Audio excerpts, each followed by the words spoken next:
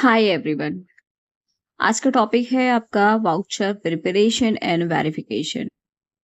यानी कि जो भी आप किसी भी बिजनेस में किसी भी ट्रेड में आप देखते होंगे, एक कोई ना कोई अगर आप सामान खरीद रहे हो या बेच रहे हो, एक रिसिप्ट मिलती है।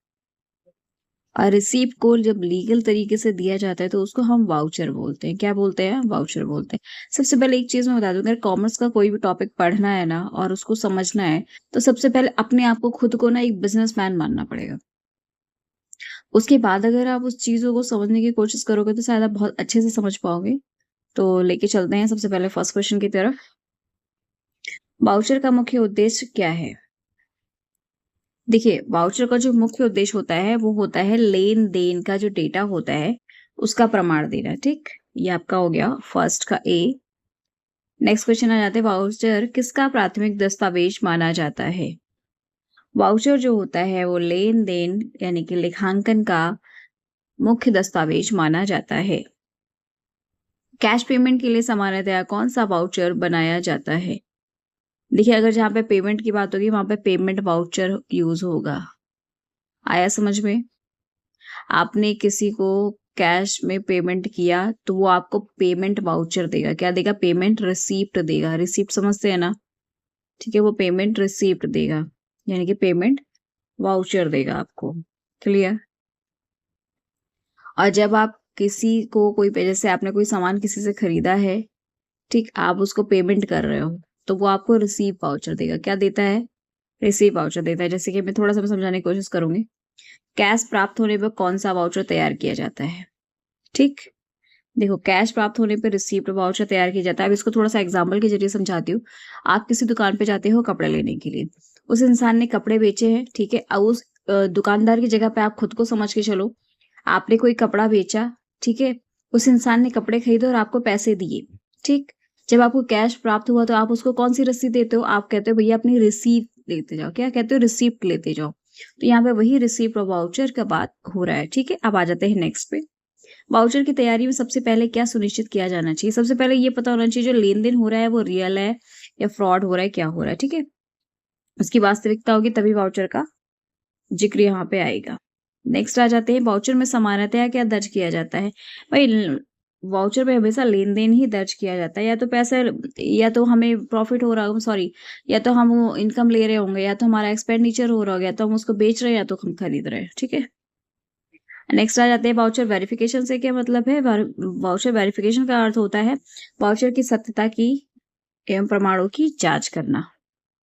नेक्स्ट आ जाते हैं, वाउचर की वेरिफिकेशन करते समय किससे मिलान किया जाता है? उसके साथ जो रिलेटेड डॉक्यूमेंट्स लगे होते हैं ना, उससे मिलान किया जाता है। यानी कि संबंधित सपोर्टिव डॉक्यूमेंट से मिलान किया जाता है। निम्न में से कौन-सा सपोर्टिंग डॉक्यूमेंट हो सकता है? देखिए, निम्न में से जो सपोर्टिंग डॉक्यूमेंट होता है वो पीछे बिल लगा होता है, इनवॉइस लगा होता है, ठीक है? ये उसी का सपोर्टिव डॉक्यूमेंट होता है। किसका होता है? वाउचर का होता है। कहने का मतलब, आपने किसी दुकानदार से दाल खरीदी। आया समझ में? आप खुद एक बिज़नेसमैन हैं, आपके पास भी तो कहीं न कहीं से थोक में आता होगा ना दाल वग़ैरह। उसने एक बिल बना के दे दी, इतनी दाल, इतने रुपए की, ऐसे-ऐसे ये आया, ठीक? आ गया आपके पास। लेकिन जब आप उसको पेमेंट करने लगोगे तो एक प्रॉपर आप एक वे होता है पेमेंट करने का। ठीक है, हम इतना रुपए आपको दे रहे हैं। क्योंकि देखिए, जो डेली यूज़ की बात अलग होती है, लेकिन जो प्रॉपर जहाँ बिज़नेस हो रहा है वहाँ पे होता है ना कि मैं आपको अदा करने का वचन देता हूँ।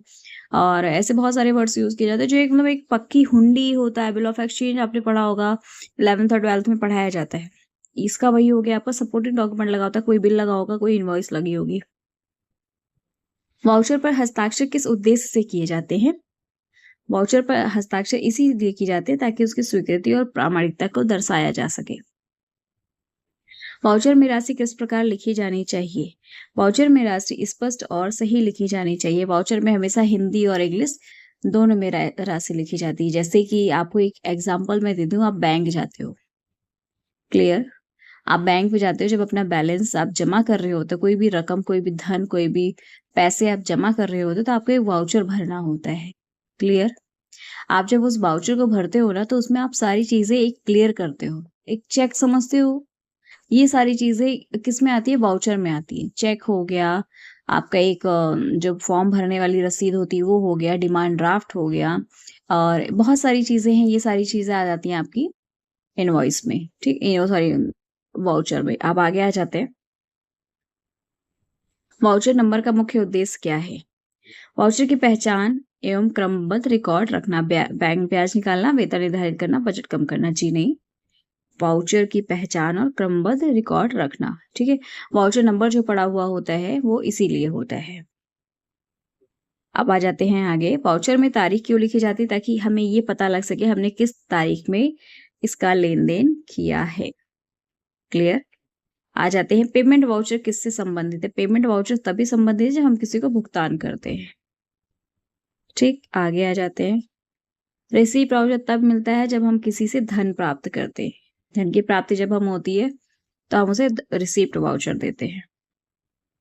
कंट्रा वाउचर जो होता है जब हम खुद के लिए बैंक से पैसे निकाल लेते हैं, बैंक में जाके खुद से पैसे जमा करने लगते हैं, यानी कि कैश और बैंक के बीच जो लेन देन होता है उसके लिए कंट्रा वाउचर का यूज किया जाता है। वाउचर की वेरिफिकेशन में इनवॉइस की जांच क्यों की जाती है। इस वजह से की जाती है ताकि उसमें जो खर्चे दिखाए गए हैं वो सही है या नहीं है, या फिर कोई राशि जो लिखी गई है वो गलत तो नहीं लिखी गई है। हो सकता है वहां पे 10,000 लिखा हो, आपने 1 लाख लिख लिया हो, इस वजह से। यदि वाउचर पर सपोर्टिंग बिल उपलब्ध नहीं है तो क्या करना उचित है। उचित प्रमाण पत्र जांच, ठीक है। उचित प्रमाण जो होता है आपको उसको उसकी प्राप्ति करनी चाहिए और उसको जांचना चाहिए, यानी कि उसके अलावा कोई अगर कच्चा बिल मिला होगा, कुछ तो मिला होगा, उसके जरिए आप उसको चेक कर सकते हो। वाउचर प्रिपरेशन का एक महत्वपूर्ण चरण है। देखिए, वाउचर प्रिपरेशन तभी किया जाता है जब आप उसके सारे छोटे-छोटे जो भी आवश्यक दस्तावेज होते हैं, जो भी प्रमाण होते हैं, सारे इकट्ठा कर लेते हो, ठीक है? तो आवश्यक विवरण भरना। क्लियर? अब आगे आ जाते हैं। वाउचर को प्रमाणित करने वाले व्यक्ति के हस्ताक्षर किस बात को दर्शाते हैं? ये एक्सेप्टेंस को दर्शाते हैं, यानी कि स्वीकृति को दर्शाते हैं, वेरिफिकेशन को दर्शाते हैं कि आपने उसको प्रमाणित कर दिया है। वाउचर में पेई का अर्थ क्या होता है। हम जिसे भुगतान करते हैं उसे पेई कहते हैं। क्लियर। वाउचर वेरिफिकेशन में राशि का मिलान किससे किया जाता है। जो उसके पीछे जो भी रिकॉर्ड्स लगे होते हैं उससे मिलान किया जाता है, बिल, इनवॉइस और संबंधित रिकॉर्ड से। डुप्लीकेट वाउचर से बचने के लिए क्या आवश्यक है। डुप्लीकेट वाउचर से बचने के लिए हमें इसी वजह से वाउचर पे नंबरिंग लिखी हुई होती है। एक बिल, आप जब भी वाउचर का एक बुक आती है, जब भी आप कहीं से लेते हो उसमें सीरियल नंबर पड़े हुए होते हैं, ठीक। तो वही होता है आपका नंबरिंग करना। वाउचर में नरेशन का अर्थ क्या होता है, जिससे हमें अगर मान लीजिए हम भूल जा रहे, कभी हम गए आए और हमने हल्का सा देखना चाहा, तो उसमें हम शॉर्ट फॉर्म में लिखा होता है हमने कि ये चीज़ क्यों हम पेमेंट किए थे, उसकी डिटेल लिखी हुई होती है, ठीक। जैसे आप मान लीजिए आपने किसी को पेमेंट किया, आपको पता होना चाहिए कि आपने जो है पेन पेंसिल खरीदी थी उसका पेमेंट किया हुआ है, तो वो शॉर्ट फॉर्म में वहाँ पे लिख दिया जाता है। वाउचर की तैयारी में गलत राशि दर्ज हो जाने पर क्या करना चाहिए। उसको सुधार भी करना चाहिए, उसकी प्रक्रिया होती है, उस बेस पे आप सुधार कर सकते हैं। वाउचर वेरिफिकेशन का मुख्य उद्देश्य है जो भी एरर है, जो भी फ्रॉड है उसको रोकना, ताकि कोई ऐसे मिसहैपनिंग चीजें ना हो पाए। वाउचर और ऑथराइजेशन किसे दर्शाता है। वाउचर पर ऑथराइजेशन सक्षम अधिकारी की स्वीकृति को दर्शाता है। वाउचर के साथ संलग्न दस्तावेजों को क्या कहा जाता है। सपोर्टिंग डॉक्यूमेंट बोला जाता है भाई। आ जाते हैं नेक्स्ट। वाउचर की जांच करते समय तारीख का मिलान क्यों किया जाता है, ताकि जो भी रिकॉर्ड्स है हमारे पास उसमें शुद्धता बनी रहे। वाउचर वेरिफिकेशन में सबसे महत्वपूर्ण बात क्या है। लेन देन वास्तविक और अधिकृत है। यदि एक ही बिल के आधार पर 2 बार भुगतान किया जाए तो इसे क्या माना जाएगा। इसे डुप्लीकेट पेमेंट माना जाएगा भाई, क्योंकि एक बार पेमेंट हो चुका है ना, उसमें 10 बार पेमेंट करने का मतलब ही नहीं है कोई।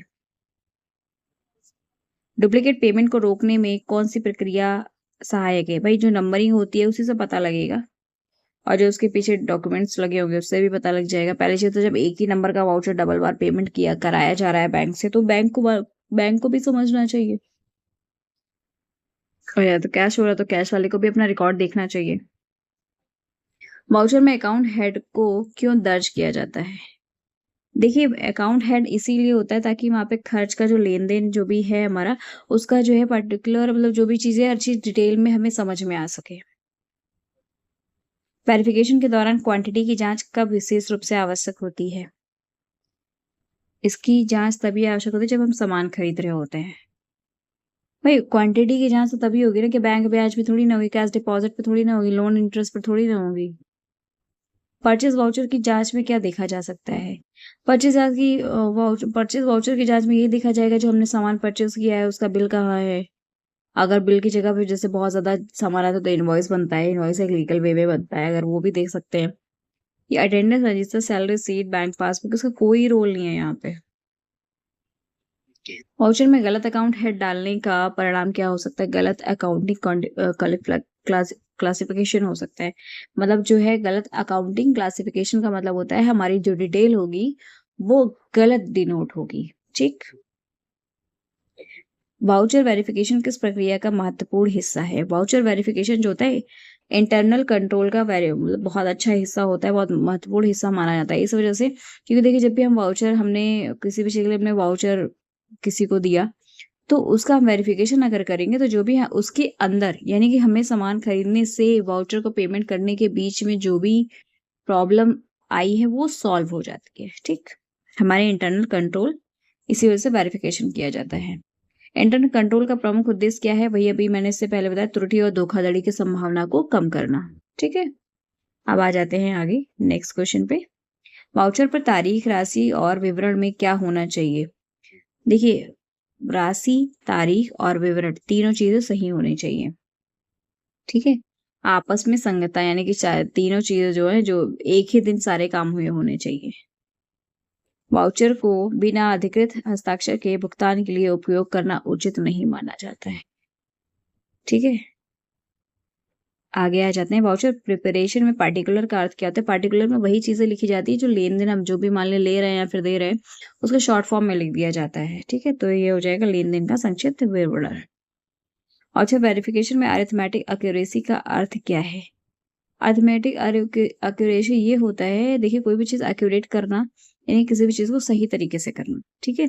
तो वहां पे जो भी पैसे रुपए का जो लेन देन होता है उनको शुद्धता से जांच करना ही हमारा अरिथमेटिक एक्यूरेसी कहलाता है।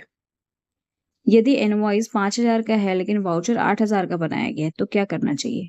अंतर की जांच करनी चाहिए। 8,000 का भुगतान तुरंत करना चाहिए? बिल्कुल नहीं करना चाहिए। इनवॉइस बदल देना चाहिए? बिल्कुल नहीं। कोई जांच नहीं करनी चाहिए? बिल्कुल नहीं। अंतर की जांच करनी चाहिए कि आखिर ऐसा क्यों हुआ है। वाउचर में अप्रूव्ड बाय का क्या अर्थ होता है? अप्रूव्ड बाय का अर्थ होता है स्वीकृति देने वाला अधिकारी। देखिए कोई ना कोई किसी भी कंपनी किसी भी बिजनेस का हेड जरूर होता है।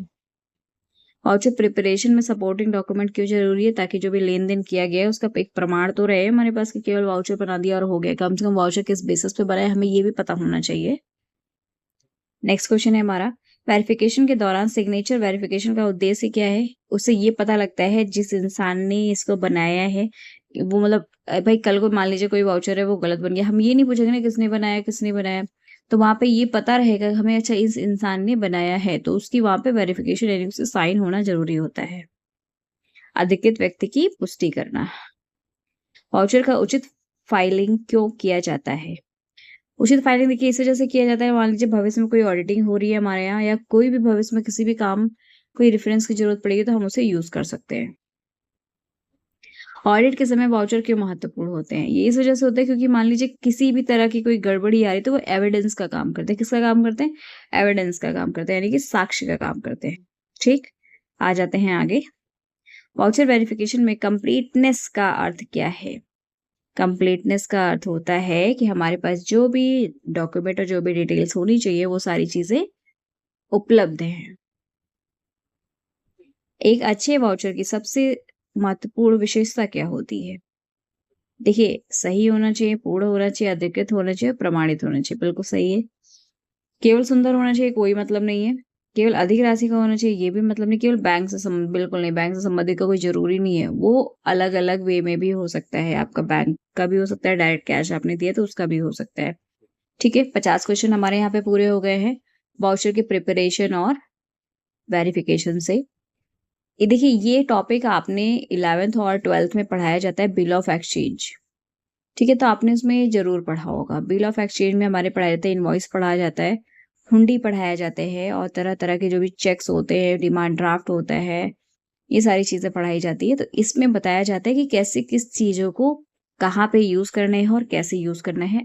अब एक मैं थोड़ा-सा आपको दिखाती हूँ पेमेंट का वाउचर। देखिए, यहाँ पे क्या है, जो भी ऑर्गेनाइज़ेशन होगा उसका नाम लिखा होगा, एड्रेस लिखा होगा। आप यहाँ पे समझते जाइएगा थोड़ा-सा, ठीक है? यहाँ पे ये रहेगा ये सब चीज़ें आपके समझने वाली है। अब उसके बाद देखेंगे कौन-सी चीज़ों को कहाँ पे लाना ज़रूरी है। देखिए, paid to let's start with fun यहाँ पे लिखा हुआ है, लेकिन यहाँ पे आप अपना जिसको भी पेड कर रहे हैं वो लिख सकते हैं। सम ऑफ रुपीज़ यानी कि आपको इंग्लिश में लिखना ज़रूरी है, यानी कि इन वर्ड। फिर आगे आपका उसमें न्यूमेरिकल में भी लिखा हुआ है, किस बिहाफ़ पे दिया जा रहा है ये, ऑन अकाउंट ऑफ, ठीक है? क्यों दिया जा रहा है? क्योंकि वहाँ से स्टेशनरी का सामान खरीदा गया है, जो कि इस बिल नंबर पर दर्ज है, ठीक है? बिल नंबर 145 और किस डेट को खरीदा गया है, वो भी आपका दिखाया गया है। क्लियर? ठीक है, वाउचर नंबर देखिए ये पड़ा हुआ है।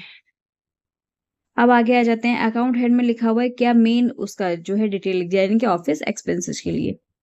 ठीक है, यानी कि आपने मंगाया स्टेशनरी का सामान तो क्यों मंगाया? यानी कि ऑफ़िस एक्सपेंसेस के लिए मंगाया।